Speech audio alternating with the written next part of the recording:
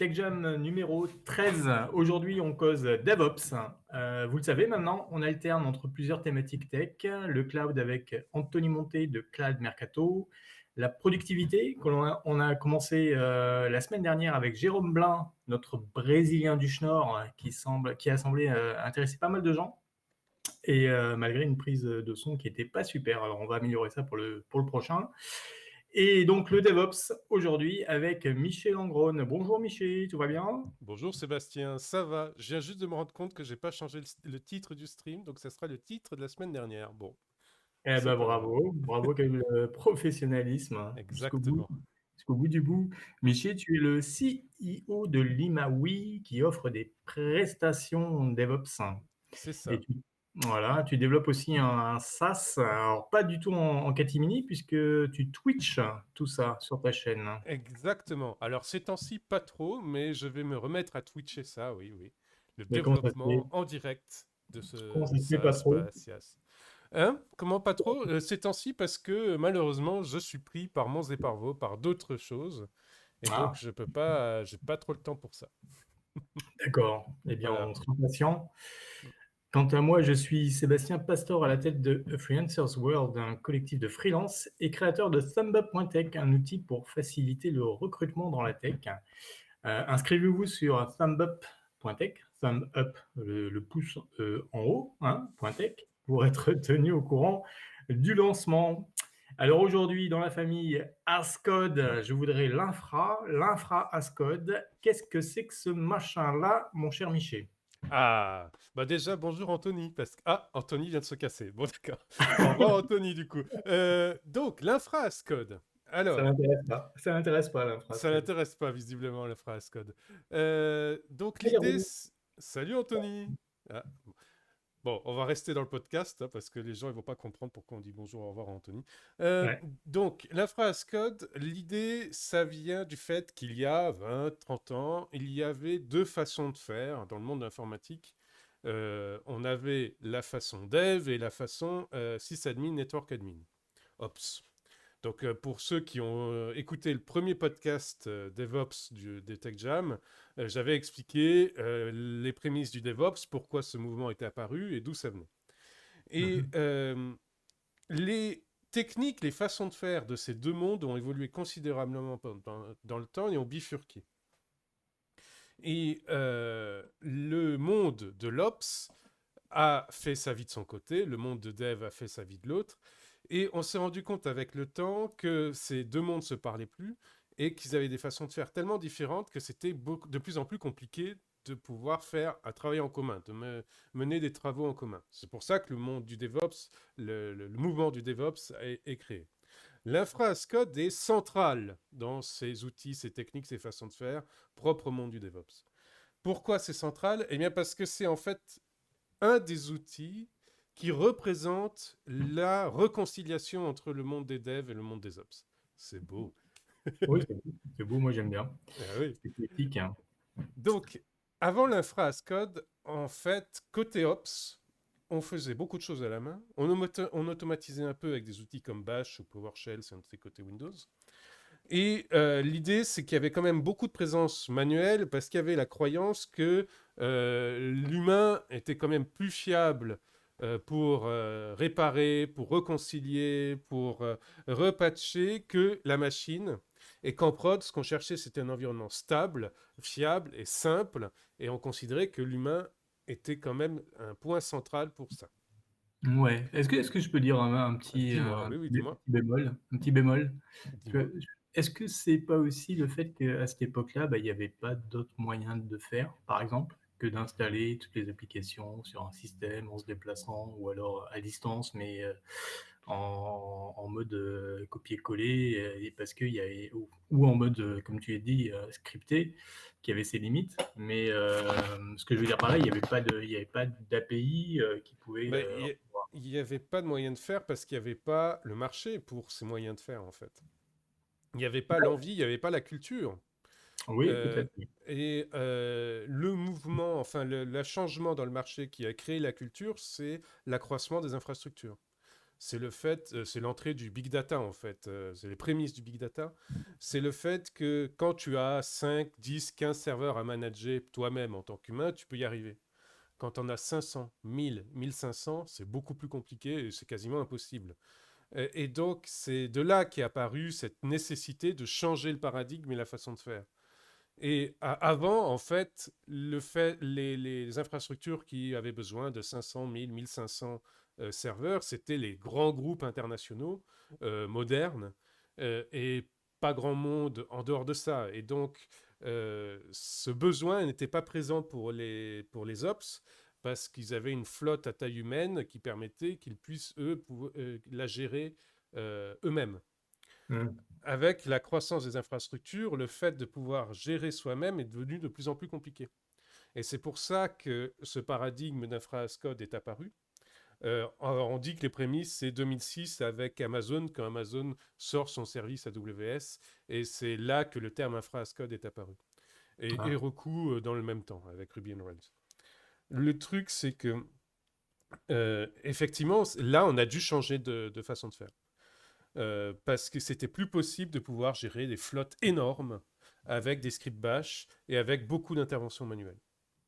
Mhm. Et donc petit à petit sont apparus des outils parce que le besoin du marché est apparu. En fait, c'est pas parce qu'il n'y avait pas les outils qu'on faisait comme ça. C'est parce que on faisait comme ça qu'il n'y avait pas besoin des outils jusque-là. Et quand il y a eu besoin des outils, les outils sont apparus. Mhm. Euh, dans les premiers outils, donc les vieux de la vieille parmi nous, parce que nous sommes tous les trois, on commence à être moins jeunes qu'avant. On connaît Puppet, Chef, ça c'est les prémices de l'infrascode. Il y a Ansible qui est arrivé assez vite. Ouais. Et ces outils, surtout Ansible, étaient là pour petit à petit remplacer les scripts bash et pouvoir faire de la gestion d'infrastructures de beaucoup plus grande envergure avec des paradigmes qui ressemblaient quand même à ce qu'on faisait en Bash. C'est-à-dire de l'impératif, les étapes les unes après les autres. Mais la différence, c'est que avec ces outils, on avait une gestion des inventaires qui était intégrée dans l'outil, alors qu'en Bash, il fallait à chaque fois réinventer la roue pour la gestion des inventaires. On avait une gestion des connexions réseau et des connexions de déploiement, donc à travers SSH pour Ansible, qui était intégrée dans l'outil. Alors Mhm. qu'en Bash, à chaque fois, on devait refaire un wrapper autour d'une commande SSH pour pouvoir repasser les bons paramètres, pour pouvoir repasser les infos d'installation sur les différents serveurs. Donc, on avait on avait un standard qui commence à émerger, on a un standard qui commence à émerger avec Ansible, et les façons de faire qui vont avec. Et le fait qu'on ait un standard qui commence à émerger a enclenché cette roue de montée en complexité, en puissance de l'infrastructure as code. Parce que Mhm. le fait qu'un standard apparaît a permis que les techniques, les codes et tout ça puissent se partager beaucoup plus largement entre toutes les équipes du monde. Et donc, à partir de ce moment-là, à partir du moment où le savoir a pu être partagé entre toutes les équipes du monde, on a pu avoir une montée en puissance parce que chaque équipe pouvait apporter sa pierre. Ce qui était beaucoup plus compliqué avec l'époque de Bash, où en fait, c'était beaucoup plus compliqué de se passer du code qui puisse être réutilisable dans des infrastructures qui sont différentes. Ouais. Donc là, on est aux prémices, au début. Et petit à petit, ça s'est complexifié. Parce que petit à petit, on s'est rendu compte que maintenant qu'on commençait à écrire du déploiement d'infra dans du code, pourquoi on n'utiliserait pas l'ensemble des outils que les développeurs utilisaient eux de leur côté? Et Bah donc ouais, c'est là, hein? eh Bah ben ouais. ouais, eh ben ouais. Pourquoi pas nous? Et donc c'est là que sont apparus donc les versionning par Git. Avant Bash, on versionnait pas forcément par Git. On avait son script Dash installé, mis dans un répertoire. On mettait des numéros de version en header de Bash pour dire là, telle version fait ça, etc. Donc c'était très artisanal. Avec l'arrivée de Git et la succession de Mercurial, SVN et tout ça, on a commencé à voir le code de l'infrascode se mettre dans Git. Ce qui a de nouveau donné un bras de levier gigantesque pour pouvoir monter en complexité et rajouter des fonctionnalités là-dessus. On a commencé à voir apparaître du test d'infrastructure avec InSpec, dont je parle régulièrement, qui d'ailleurs a été racheté par Chef, parce que Chef, ils sont pas fous. Ils ont bien vu que leur outil commençait à vieillir et donc ils se sont dit qu'est-ce qu'on va pouvoir faire avec. Eh oui. Et petit à petit, donc, ce paradigme de côté Ops s'est aligné petit à petit sur ce qu'il faisait côté Dev. Et en faisant ça, on a pu voir apparaître d'énormes leviers de facilité pour pouvoir complexifier, pour pouvoir rajouter beaucoup de fonctionnalités côté Ops. Et c'est à Ouais. partir de là qu'on a commencé à voir pivoter la façon de gérer l'infrastructure, parce que c'est à partir de là qu'on a pu voir apparaître des outils comme Docker, qui a généralisé la containerisation, parce que je sais qu'il y a beaucoup d'ops qui disent la containerisation existait avant, vous avez LXC, vous pouvez faire des jails et tout ça. Ouais, mais la différence, c'est que là, on avait un outil qui puisse être écrit dans du code, où on avait une API commune qui commençait à merger tous ces concepts précédents, LXC, jailing et tout ça. Et donc, à nouveau, ça donnait un bras de levier supplémentaire pour pouvoir rajouter de la complexité, etc. Et donc, c'est là qu'on voit que maintenant, il commence à y avoir deux écoles, particulièrement en France. Mhm. Là, je ne veux pas lancer des, je veux pas lancer des pics, mais c'est particulièrement en France. Il y a deux écoles, qu'on va dire une école ancienne et une école moderne. Voilà, comme ça, on fera la querelle des anciens contre les modernes. Mhm. L'école ancienne qui considère que le pivotage le pivot vers l'infrascode, vers la montée en puissance de la complexité infrastructure, Ansible, puis la containerisation, puis Kubernetes, etc., dont on parlera après, c'est du bullshit moderne. Et Mhm. l'école moderne qui considère que la façon de faire avec Bash, etc., a vécu et n'est plus possible aujourd'hui. Eh bien, moi, je Non. suis plutôt de l'école moderne, quand même, on va dire. Ouais, ah mais bon, là, tu me surprends vraiment. Je pense pas que. Alors, est-ce que c'est parce que t'es en Suisse hein, et que tu lances une petite guerre comme ça de. Mais franchement, je vois pas qui c'est qui aurait envie de s'accrocher à des vieux scripts bash ou pire, même pas des scripts du tout, des confs de routeurs à envoyer à la mano. Alors, Alors, bah, je te conseille de d'écouter le dernier podcast de DevOps, donc de Guilhem Létron là-dessus, où il invite Mathieu Corbin et justement il parle de cette querelle qu'il y a en France entre les anciens et les modernes. Et si ah tu bon? regardes un peu le Twitter tech francophone français, tu verras que c'est quand même un sujet bien chaud encore, hein. Ah bon? Ah ouais, Franchement, ouais. les bras m'en tombent parce que ça fait au moins, enfin moi ça fait quoi? Ça fait 10 ouais, enfin depuis que Ansible version 1 est sorti, que j'ai vite adopté cette façon de faire. Ah Et mais moi je suis d'accord avec toi, hein. Moi c'est la j'ai plus beaucoup safe. de mal à comprendre ceux qui veulent rester au bash et aux commandes manuelles, hein. Je suis entièrement d'accord avec toi. Mais malheureusement, apparemment, ça existe. Anthony, tu peux corréler mes propos? Ah. Alors attends, excuse-moi Anthony, en fait, je sais pas si tu nous entends, mais pendant un moment, en fait, t'as parlé sur Miché. Est-ce que tu nous entends, Anthony? Ah bon? Mince, t'entends pas Miché? Et moi, je l'entends pas non plus. Ah, ça, c'est étrange, hein. On a un Euh, vrai souci alors bon, depuis. mais c'est bien. Moi, Euh, j'entends les deux. Bon, alors c'est étrange. Ok. Bon, on reprend, on en était, du on coup. reprend où on en était, et Anthony, tu feras tes réclamations après. Donc, le fait voilà, qu'on puisse commencer à écrire l'infra dans du code a permis comme ça de pouvoir complexifier cette infra avec des outils qui permettent de le gérer simplement. Et donc, c'est à partir de là qu'on commence à avoir une montée en abstraction sur l'infra. Ouais. On commence à sortir du paradigme impératif et on commence à s'approcher du paradigme déclaratif. Alors, je vais expliquer rapidement ce que ça veut dire. Impératif, c'est la façon de faire qu'on faisait avant, c'est-à-dire que on décrivait chacune étape. Par exemple, on veut installer, je ne sais pas moi, un WordPress sur un serveur, hein, sur une VM. Première étape, d'abord installer le serveur Nginx ou Apache. Deuxième étape, installer PHP ou PHP FPM si on utilise ça. Troisième étape, tirer le code Git avec le code WordPress dedans. Quatrième étape, faire le script WordPress qui remplit la base de données, etc., etc. Donc en fait, on a des étapes les unes après les autres. Ça, c'est l'impératif. Le déclaratif, c'est en fait le fait que notre code décrive l'état final qu'on veut de l'infra. C'est-à-dire, on dit, on veut un cluster MariaDB qui est connecté à un front-end d'Apache sur tel VM, et le front-end d'Apache a en son sein un vhost pour WordPress. On écrit juste ça. Et ensuite, c'est l'infrastructure qui est chargée de gérer l'approvisionnement de ça. Donc le provisioning et l'orchestration. Ouais. Pour passer de ce paradigme impératif à ce paradigme déclaratif, vous l'avez compris, il faut que l'infrastructure soit beaucoup plus intelligente, beaucoup plus complexe. Parce que c'est elle qui va avoir la charge du boulot maintenant. C'est plus le script. Le script, dans le mode impératif, c'était le script qui avait la charge du boulot. Dans le mode déclaratif, le script, il déclare juste et c'est l'infrastructure qui gère, qui orchestre. Donc, elle doit avoir ce qu'il faut pour orchestrer. Ouais. Et donc, c'est là qu'on commence à voir la montée en abstraction. C'est que, du coup, pour pouvoir avoir quelque chose pour orchestrer, il faut donc installer d'abord sur l'infrastructure des outils d'orchestration, les outils de provisioning, etc. Et donc, Puppet fait ça ancienne mode, c'est-à-dire pré-containerisation.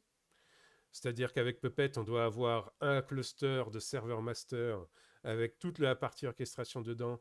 Et à ces serveurs master sont accrochés l'ensemble de l'infrastructure et c'est le master qui provisionne. Donc avec Puppet, on peut commencer déjà à avoir du déclaratif, ancienne version. Et petit à petit, avec la containerisation, on commence, maintenant ça commence à être bien établi, on a du déclaratif containerisé. Donc les prémices, c'était Docker, parce que c'est eux qui ont ouvert le marché largement de la containerisation, avec leur outil Docker Swarm, qui, bon, je vais rien dire sur Docker Swarm, parce que sinon je risquerais d'être impoli. Pourquoi? Vas-y. Ben non, tant qu'on est là. Docker Swarm, écoute, à chaque fois que j'ai utilisé, j'avais un réseau aux fraises. Je veux dire, les performances sont pourries. Docker Swarm, les performances sont pourries.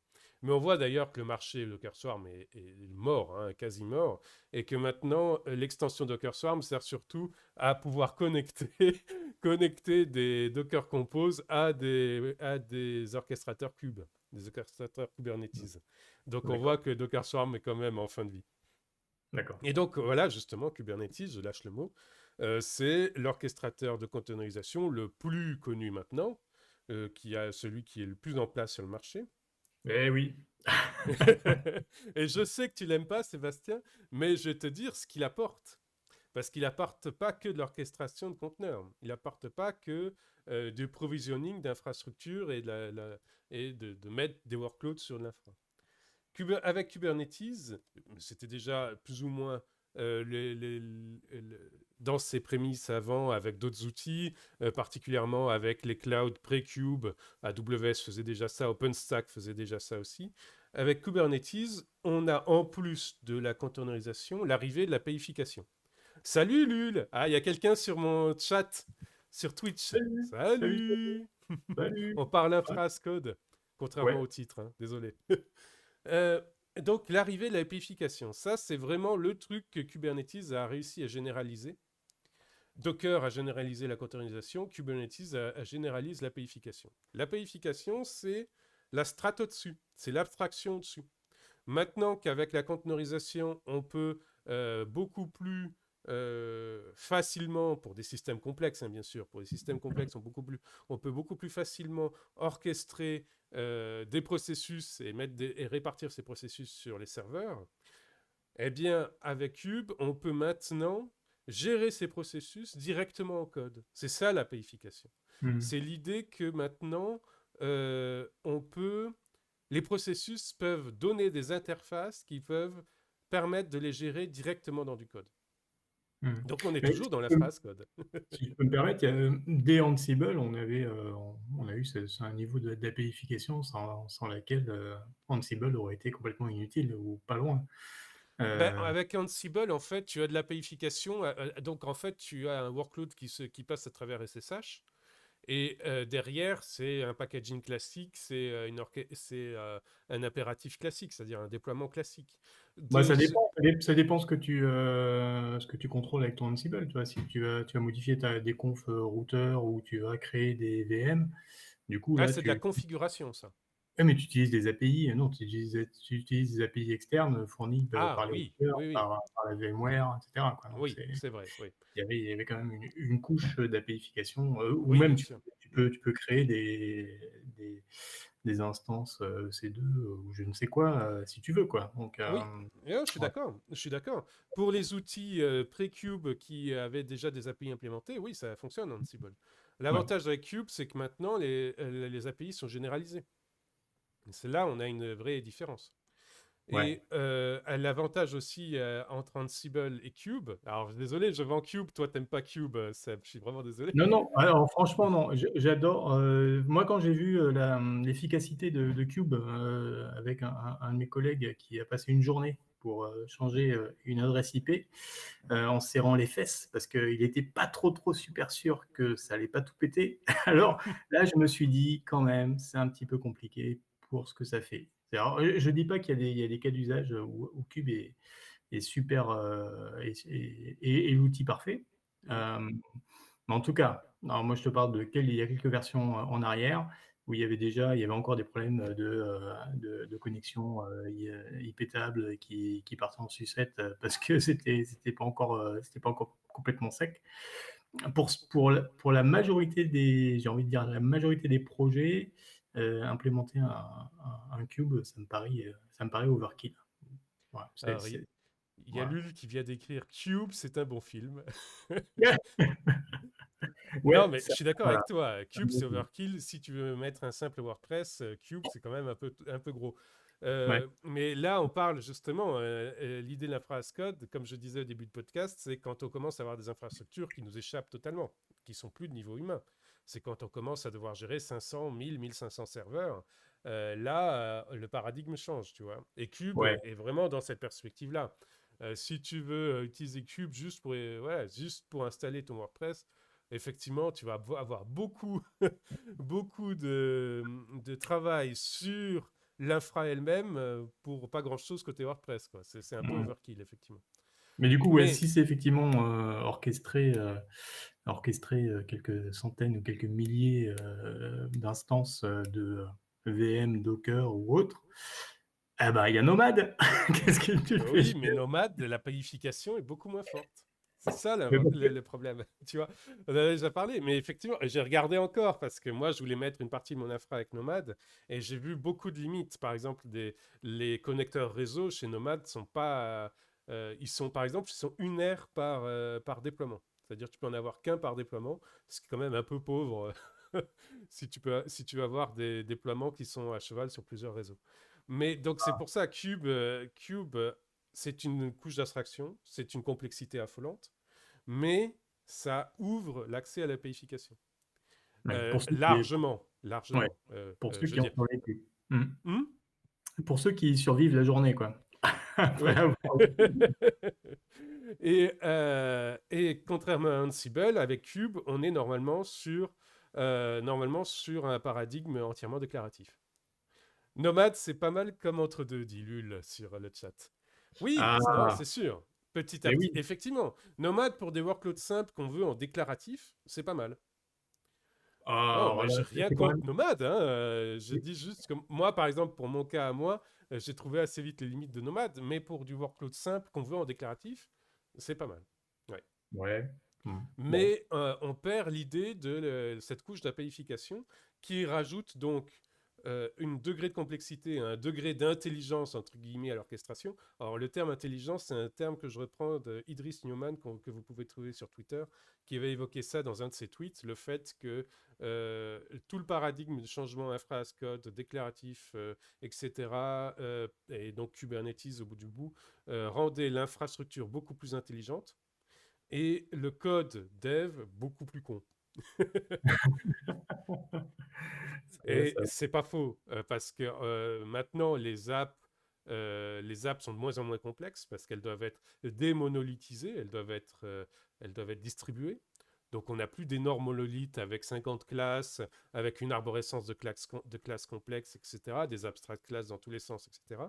On a des choses beaucoup plus simples. Mais du coup, effectivement, ces apps, pour fonctionner, reposent beaucoup plus sur l'orchestration infrastructure qu'il y a derrière. ouais. Et le summum de ça, c'est le serverless. Ouais. Une fonction lambda sur AWS, c'est 4 lignes de code. Donc question app, on est vraiment sur un truc qui est très très peu complexe et très con.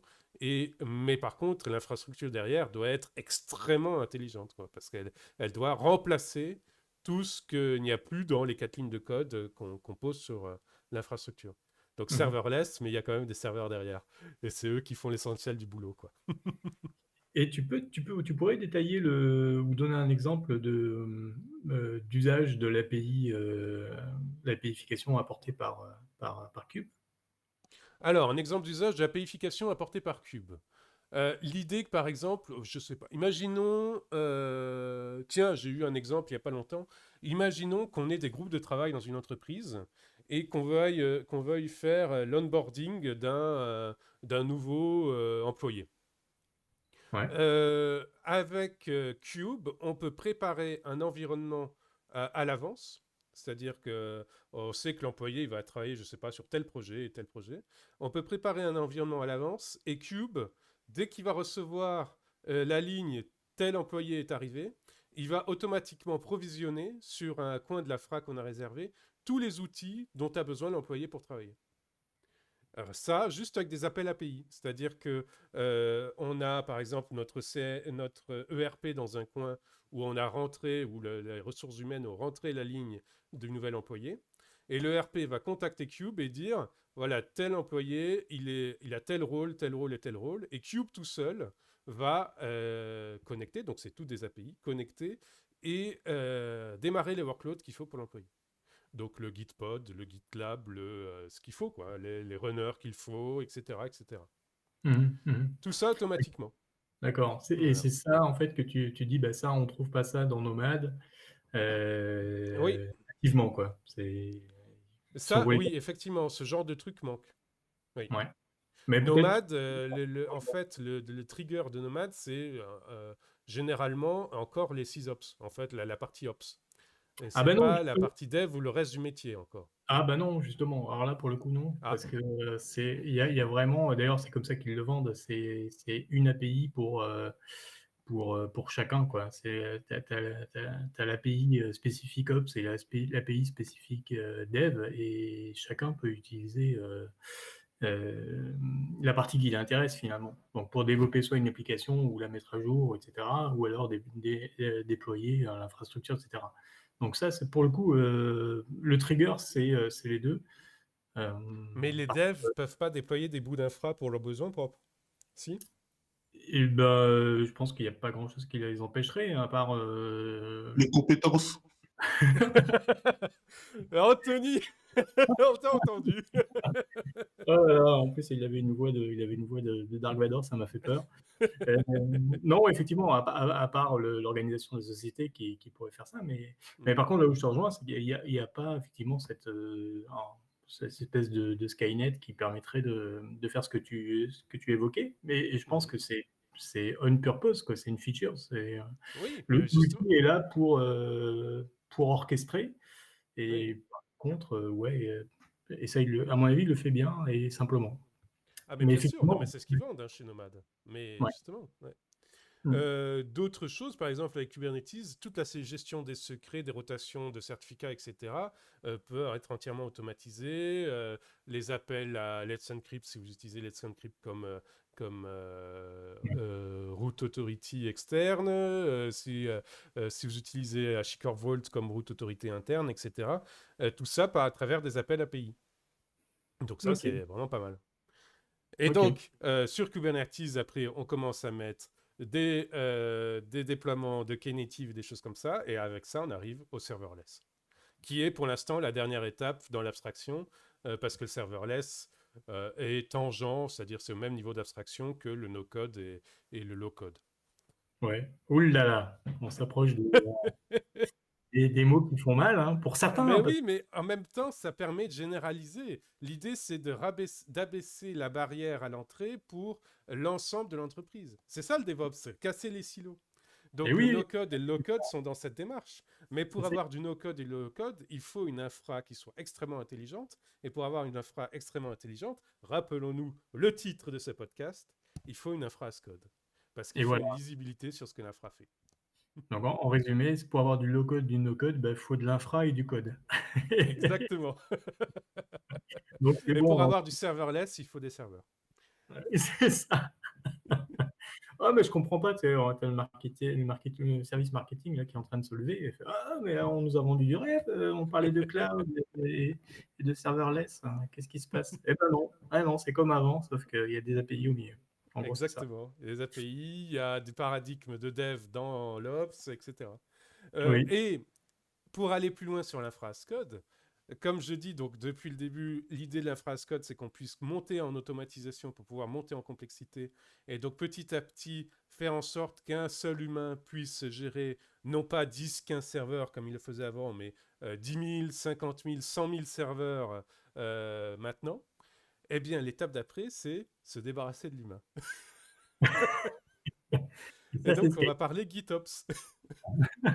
D'accord. Qu'est-ce que c'est donc Lul qui dit j'attends avec impatience le no cloud. Eh ouais, ça s'appelle l'edge computing.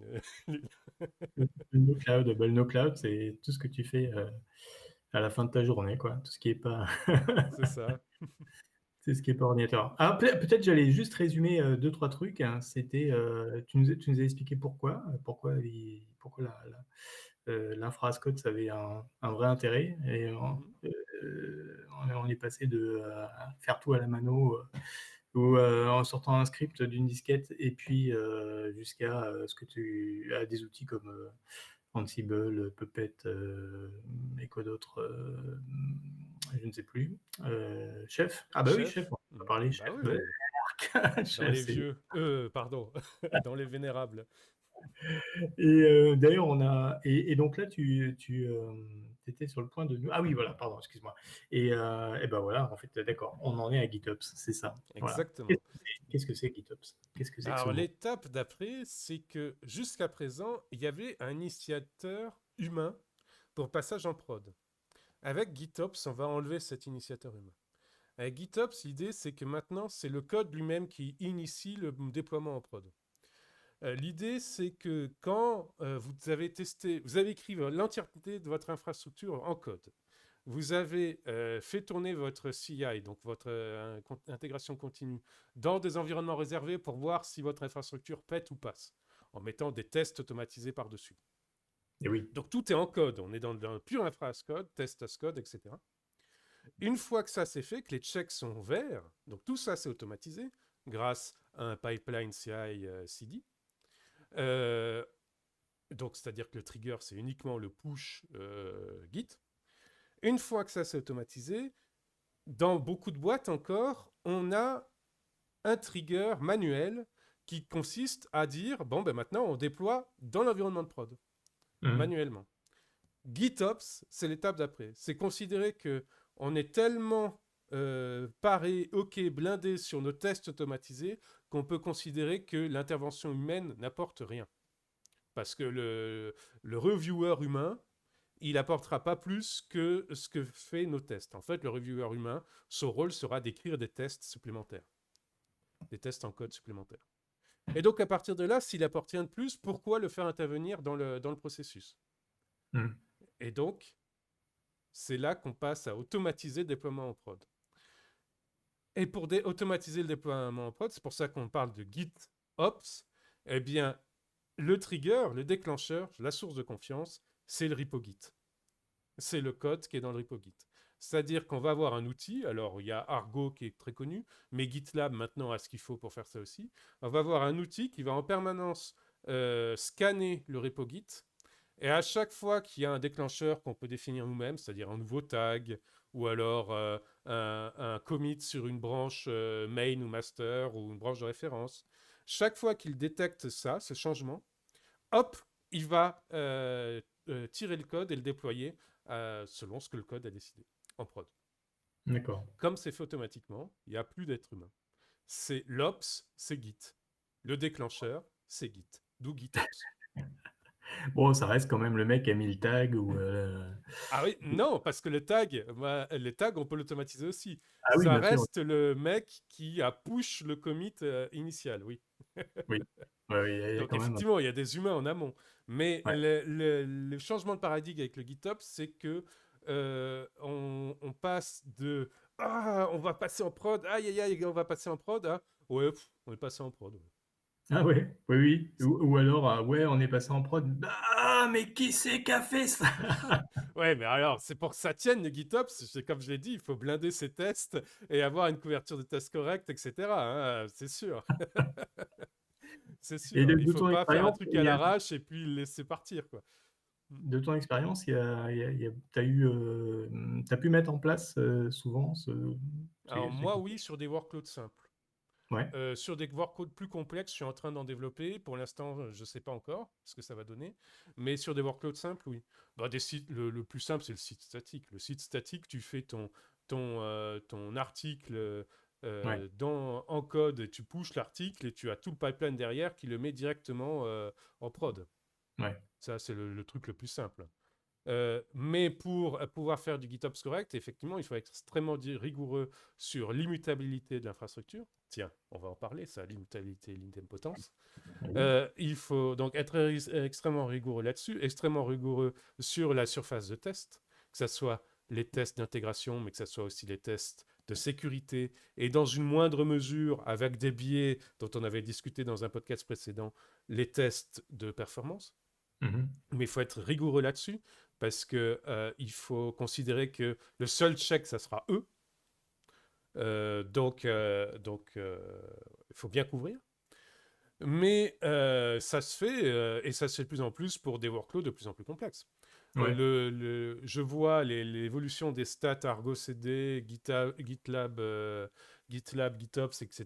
Elles n'arrêtent pas de monter. Ça se fait de plus en plus. Ouais. Ouais. Est-ce que du coup, ça vient avec en après, en post-déploiement, des outils de rollback en cas de.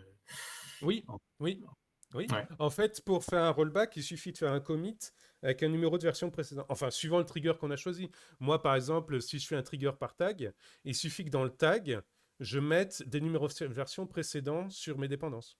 Mhm. Et ça Mais fait le rollback, parce qu'il va est-ce que déployer les versions précédentes. est-ce que c'est est-ce que on peut pousser le système jusqu'à déployer une version, valider en prod, enfin ou au contraire, détecter en prod des anomalies et faire un rollback automatique? C'est Oui, ça, bah, avec Kubernetes, tu peux faire ça, oui. ah! Eh oui, ben, tu peux APIfier, donc tu peux dire, tu peux donner des règles dans ton monitoring, dans ton Prometheus ou ton Loki si tu veux faire ça en logging. Tu donnes des règles, une suite de règles, et tu dis s'il y a tel truc qui apparaît, alors tu rollback à la version précédente, ouais. Mhm. Oui. Bon. Bah oui. Non, on est À au-delà partir du moment. du GitOps finalement, parce que là, c'est des outils post-déploiement qui vont, enfin, c'est Oui, là, c'est des outils post-déploiement. ouais, ouais. C'est-à-dire que, en fait, il vaut mieux, en termes de workflow, je préfère l'idée que le monitoring et le logging envoient des tickets sur le Git, fassent même des branches, par exemple, sur le Git, Ouais, en disant là, il y a un problème, et qu'au niveau du Git, on patch et on repousse. Parce que si on a un autre orchestrateur qui commence à modifier le workload qu'a mis en place notre outil GitOps, on va avoir un conflit entre les deux. Parce que l'outil GitOps, ce qu'il va regarder, c'est la synchronisation entre ce qu'il a dans la base Git et ce qu'il y a réellement en prod. Et ouais, donc, s'il y a un autre orchestrateur qui modifie la prod, lui, le GitOps, il va vouloir resynchroniser. Tu vois? Donc, si ouais. c'est un autre qui fait le rollback, le GitOps, il va remettre automatiquement à la version qu'il voit dans Git. Donc l'idée, c'est que comme la source de confiance unique, ça doit être Git, il faut que les outils de monitoring et logging renvoient à Git les tickets qu'il faut, en Mhm. faisant des branches, des choses comme ça. Renovate peut faire ça, par exemple. Ok. Renovate, c'est un petit bot côté en JavaScript dont je me sers, moi, par exemple, pour faire les mises à jour automatisées dans Git. C'est-à-dire que l'outil va chercher dans tous les repos que je lui ai signalés s'il y a une mise à jour. Et s'il y a une mise à jour, il va changer les numéros de version correspondants dans mon code Git. Il va créer une branche avec les nouveaux numéros de version. D'accord. Et donc ça, c'est plutôt pas mal parce que ça fait tout passer dans le flux Git. C'est-à-dire que la branche avec le nouveau numéro de version, elle va avoir son propre pipeline CI/CD avec break ou break pas, rouge ou vert. Et si c'est vert, je peux même lui dire, eh bien, tu merges la branche automatiquement. D'accord. Et puis en plus, tu as Ça l'impression. marchait nickel. Moi, j'étais ravi de ça. Et là, je suis en train de refaire des workflows plus complexes et ce genre de trucs. On va voir ce que ça donne, mais pour l'instant, Toi, Lul, tu utilises Dependabot, ouais. Dependabot sur GitLab et chaque lundi, on a oui, des millions de merge requests. On a du boulot pour la semaine. Oui, ouais, ouais. Alors, Dependabot, c'est celui qui est fait par GitHub à la base, mais ouais, il existe aussi pour GitLab. Et effectivement, le problème, c'est plus ton workload est complexe, plus tu as de dépendances qui se mettent à jour, et plus tu as de dépendances qui se mettent à jour, plus tu as de merge requests à regarder si tu n'as pas automatisé tes merge requests. D'où l'idée, Lul, pour moi, c'est ce que j'ai fait, d'aller jusqu'au bout et d'avoir une couverture de code suffisamment complète pour pouvoir dire si ça passe vert, ça merge automatiquement. Donc pour moi, chaque lundi, par exemple, eh ben, j'ai en fait une liste des merge requests faites, quoi, qui sont done. Et puis le côté sympa, c'est que tu as l'impression de. Toi, si tu es tout seul sur un projet, tu as l'impression d'être une équipe de 10, quoi. Avec C'est ça, oui. Ouais. Bah, en tout cas, ça enlève le boulot de faire toi-même manuellement les mises à jour. Yes, Ça, carrément. c'est un sacré. Ça, c'est pas mal. Alors, niveau outils, Oui. avec cette infra as code, qu'est-ce qu'on va utiliser pour faire tout ça? Alors, ça dépend de la complexité de votre infra. Donc, si on reprend des bases initiales, donc vraiment proche du noyau, proche du bare metal, le premier que je mettrai en place, c'est Ansible. Ansible, les vieux de la vieille diraient bash, mais on est dans l'infra as code, rappelez-vous, donc on commence avec Ansible pour la couche basse, celle proche du métal. Avec Ansible, on va pouvoir avec ça installer des workloads d'orchestration et de provisioning. Donc, vous pouvez mettre du Kubernetes, vous pouvez mettre du Nomad avec Ansible, c'est-à-dire que vous provisionnez vos binaires Nomad dans tous vos bare metal avec Ansible, et une fois que vous avez ça, vous pouvez utiliser Nomad pour la suite des opérations. N'est-ce pas, Sébastien? Excuse-moi, Michel. Oui. Mais tu utilises quoi, du coup, pour déployer l'infra en elle-même? Le métal lui-même, tu veux dire? Ouais. Ben là, j'utilise des humains. Parce que pour Ok. l'instant, il n'y a pas de drones et de robots qui permettent de greffer et de brancher les câbles. Mais on verra, peut-être dans quelques années, il y aura ça. Ah non, mais si tu pars dans un environnement cloud, par exemple, Ah, et, dans un euh, et environnement de dis- cloud, c'est géré par le cloud, oui, par ouais, mais AWS. disons dans ton GitOps, dans tout ton pipeline, il faut que tu crées un environnement de test. C'est Terraform. Ok, d'accord. Ouais. Terraform, c'est le plus développé, c'est le plus généraliste. Après, si tu es sur Azure, tu peux tenter ARM Template, mais moi, je préfère Terraform. Ils ont chacun leurs propres outils, mais l'avantage avec Terraform, c'est que c'est multi-cloud. C'est-à-dire que tu peux avoir un bout sur Azure, un autre sur AWS, un autre sur GCP, etc. Et c'est là où les outils deviennent, tu vois, après, il faut vraiment se gratter la tête parce qu'il y a des overlaps entre plusieurs outils et Ansible peut faire quelques trucs que Terraform fait et inversement.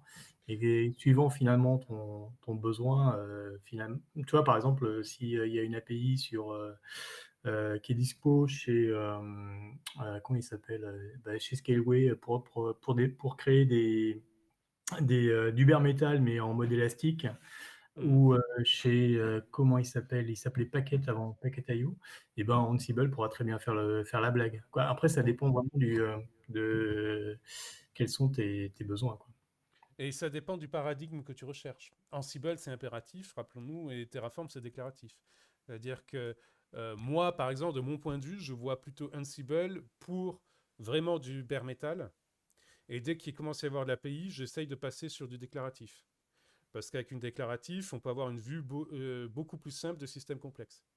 On peut avoir un diagramme de dépendance et des choses comme ça de ton système. Ouais. Un impératif, c'est beaucoup plus compliqué à avoir. Un impératif, on a des diagrammes de flux, c'est-à-dire une étape après l'autre. Et donc, dès que ça commence à être complexe, les diagrammes de flux, ça devient n'importe quoi. C'est une Yes. soupe de spaghettis, quoi. Yes. Et donc, c'est pour ça que je passe, dès qu'on commence à sortir du bare metal, j'essaye de passer rapidement sur des outils comme Terraform, si on veut être sur du cloudifié, ou Kubernetes, si on veut être sur de l'hébergé. Si on veut être sur du on-prem, du Dedicatus. N'est-ce pas, Anthony? Et parce que, franchement, le changement de paradigme fait vraiment la différence. Je vois par exemple mes derniers workloads que j'ai pu faire sur Azure là, récemment.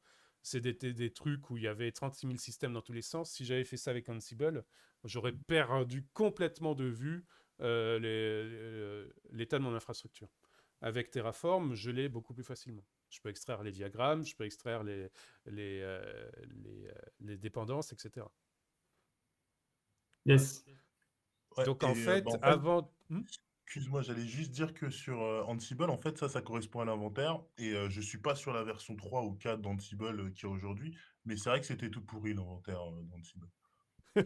Bah, Ansible, c'est inventé à la base pour gérer de la VM et du bare metal. C'est un Mm. paradigme de cette époque-là. Donc c'est extrêmement intéressant parce que quand même, comme tu l'as dit, Anthony, il y a quelques mois, l'immense majorité des entreprises sont encore sur bare metal et sur VM. Et de toute façon, même à l'avenir, si on veut faire son propre hébergement dehors du cloud, il faut quand même à un moment donné passer par du bare metal et de la VM. Mais le paradigme, c'est celui-là. C'est-à-dire qu'on c'est du workload classique à l'ancienne qui est poussé avec SSH sur du serveur VM ou bare metal. C'est ça l'idée de base d'Ansible. Alors avec le temps, effectivement, comme il y a une communauté, il y a énormément de plugins qui se sont rajoutés pour pouvoir gérer des choses APIfiées à travers Ansible. Mais comme le paradigme est impératif et que l'idée de l'APIfication, c'est de passer en déclaratif, c'est-à-dire qu'on j'ai dans mes notes parler, rappelez-moi qu'il faut que je parle, ah ouais, mais avec le temps qui passe, parlez-moi qu'il faut que je parle des deux grands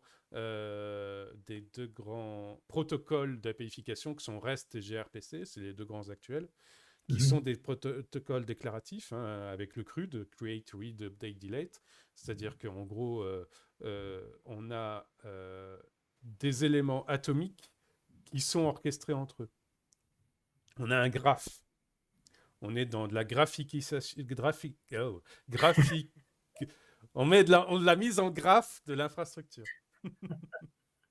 Et Ansible n'est pas adapté pour ça. Parce qu'Ansible, il a été conçu impératif. C'est pour ça que Terraform, c'est pour ça que dès qu'il y a de l'amplification, moi je pars plutôt sur Terraform ou Kubernetes avec des manifestes ou Helm, même si Helm a ses limites de ce point de vue-là. Parce qu'en lecture de systèmes complexes, il faut plutôt du déclaratif. Est-ce que Yes. j'ai été clair ou est-ce que je vous ai noyé totalement? Non, c'est pas mal. Mhm. C'est bien. Donc, alors, tu as dit Terraform, Ansible.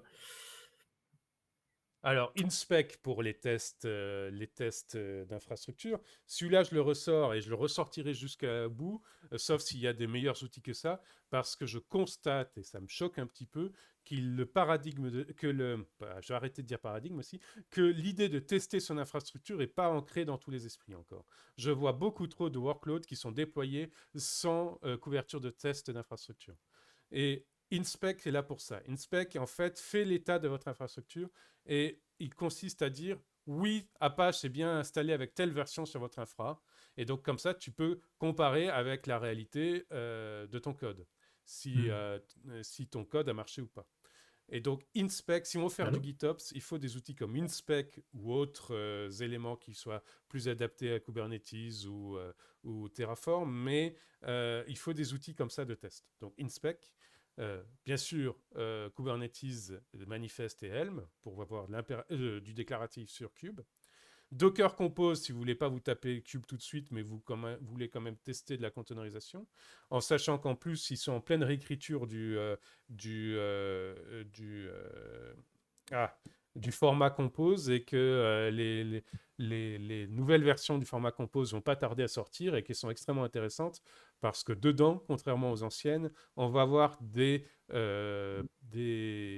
fonctions et des paramètres qui permettent de l'orchestration et de la répartition de charges sur plusieurs serveurs. Ce qui n'était pas le cas pour Docker Compose en dehors de Docker Swarm sur les versions d'avant. Hmm. Donc ça, D'accord. c'est intéressant à suivre. Et Terraform, bien sûr, pour du cloudifié. Terraform qui maintenant commence à avoir le marché et qui a défoncé Pulumi et les autres depuis longtemps. De mon point de vue en tout cas, Terraform pour le marché, pour le cloud. Ça, c'est les outils de déploiement d'infrastructure. Ensuite, dans les langages, on a, parce que l'étape d'après aussi qui viendra, c'est que petit à petit, ces outils vont de plus en plus se muter en langage fort. Et il faut s'y attendre. Donc, pour l'instant, on a les langages de configuration YML, JSON et HCL, JSON étant la grand-mère de ces langages de configuration. Mais petit à petit, on va dépasser langage de configuration et outils de déploiement Terraform, Ansible, etc. pour commencer à venir sur des langages forts comme Python, Ruby, les langages de dev complets. Et par exemple, Terraform s'y prépare avec son CDK, son Cloud Development Kit. On a Dalang qui est apparu, mais à mon avis, il ne durera pas longtemps, il va redisparaître assez vite, parce que petit à petit, les langages les plus utilisés, que ce soit Ruby, Python, etc., commencent à gérer eux-mêmes l'infrastructure. Ouais. Alors pourquoi on n'est pas parti directement sur ces langages? C'est une histoire de marché, c'est-à-dire que les ops n'étant pas des devs, n'ayant pas appris à programmer, il fallait d'abord, pour pouvoir faire la jointure entre les deux, avoir des outils qui permettent aux ops de passer sur le code, de passer sur du paradigme de code, avant de monter en complexité et avoir des ops qui codent comme des devs. Ah, c'est la Et oui, prochaine génération. c'est la prochaine itération, oui, Oui. forcément. Ça veut dire quoi des ops qui codent comme des devs? Ça veut dire qui codent comme des pieds ou Non, pas du tout. Ça veut dire des ops qui sont capables de faire des boucles complexes, des loops, des while, des Ah, for et des choses comme ça. mais si c'est des while, ouais, mais je peux faire des while, moi, monsieur. Des abstract classes, des choses comme ça. Ok. Et tu sais quoi, je vais te couper parce qu'il est 1h50. On avait dit pas plus de 45 minutes maintenant. Ah oui, c'est vrai qu'on doit raccourcir. Et oui. Aïe, aïe, aïe. Bon, ben. Ça Donc tombe bien, voilà. ça tombe bien, c'était la fin. Voilà. C'est fini. Bah ouais, mais je pense que là, tu as donné d'outils et de bonnes pratiques pour que tout le monde, tout un chacun, expression qu'on utilisait en 1980, puisse se mettre à l'infra as code. Évidemment, s'il y a des questions, tout ça, et ben, Alors, Lul a une question, justement. C'est Ah, comment Terraform CDK? Terraform CDK, alors, vu que Lul, tu es sur le stream, tu vas pouvoir voir Terraform CDK. Donc, l'idée, c'est que petit à petit, les ressources Terraform, on puisse les intégrer dans du code classique Python, Java, C#, Go, TypeScript, etc. Donc, ça ressemble à ça. Je t'avoue humblement, Lul, que pour l'instant, je n'ai pas trop testé le truc. Donc, je ne veux pas te donner mes retours là-dessus. Mais étant donné que Terraform s'appuie beaucoup sur gRPC, je pense que c'est assez sympa. Ça doit être assez sympa parce que gRPC, de ce point de vue-là, création de classes, etc., est vraiment sympa. Donc, c'est un truc à suivre et à regarder. C'est d'accord. genre Pulumi, faut que je creuse un peu plus la question, Lul. Je Voilà. creuse un peu plus la question. Merci, Lul, pour cette question. Oui, non, j'allais dire, on peut te contacter sûrement, Michel, si on a des questions Ah, purement mais bien informatiques. sûr. Twitter, Twitch en message privé. Je regarde mes messages sur Twitch. Twitter, LinkedIn. Ouais. En fait, les réseaux que je regarde le plus souvent, c'est Twitter et LinkedIn. Et Twitch quand je suis en stream. Eh bien, ok, on en reste là. Voilà. Merci beaucoup pour toutes ces informations. La semaine prochaine, on va faire un Tech Jam Cloud avec monsieur Anthony, j'allais dire Anthony Mercato, ça n'a rien à voir. Anthony Monté de Cloud Mercato. Je ne suis pas sûr encore du sujet, mais ça va être saisissant, comme d'habitude. Merci encore, merci à tout le monde, merci Michel, merci Anthony, et merci Lul. Au revoir. Au revoir.